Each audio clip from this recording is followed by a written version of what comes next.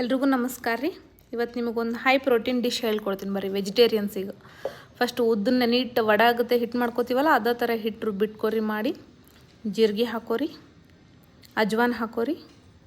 ಸ್ವಲ್ಪ high protein ಇರೋದ್ರಿಂದ digestion ಕಷ್ಟ ಆಗೋ ಸಲುವಾಗಿ ಅಜ್ವಾನ್ ಹಾಕ್ಕೊಳತ್ತೀನಿ ನಾನು. ಆಮೇಲೆ ಮೆಣಸಿನ್ಕಾಯಿ, ಖಾರ ತಿಂತಿದ್ರೆ ಭಾಳ ಮೆಣಸಿನ್ಕಾಯಿ ಹಾಕ್ರಿ, ಇಲ್ಲಾಂದರೆ ಸ್ವಲ್ಪ. ಆಮೇಲೆ ಉಳ್ಳಾಗಡ್ಡಿ ಒಂದು ಸ್ವಲ್ಪ ಸಣ್ಣಗೆ ಹೆಚ್ಕೋರಿ. ಉಳ್ಳಾಗಡ್ಡಿ ಸಣ್ಣಗೆ ಹೆಚ್ಕೊಂಡು ನಾರ್ಮಲ್ ಕಲಿಸ್ಕೋರಿ. ಅದನ್ನೆಲ್ಲನೂ ಹಾಕಿ ಕಲಿಸ್ರಿ. ಏನೇನು ಹೆಚ್ಕೊಂಡಿರ್ತೀರಿ ಉಳ್ಳಾಗಡ್ಡಿ, ಮೆಣಸಿನ್ಕಾಯಿ, ಜೀರಿಗೆ. ಭಾಳ ಸಿಂಪಲ್ ಡಿಶ್ ಐತ್ರಿ. ಬಡ ಒಂದು 5 ನಿಮಿಷದಾಗ ಮಾಡ್ಕೋಬೋದು ನೀವು ಅಷ್ಟು. ಬಟ್ ಹೆಲ್ತಿಗೆ ಮಾತ್ರ ಭಾಳ ಚಲೋ. ಇದಾದ್ಮೇಲೆ ಉಪ್ಪು ಹಾಕ್ಕೊಂಡೆ ನಾನು. ಉಪ್ಪು ಹಾಕಿ ತವಾ ಕಾಯಕ್ಕಿಟ್ಟಿದ್ದೆ.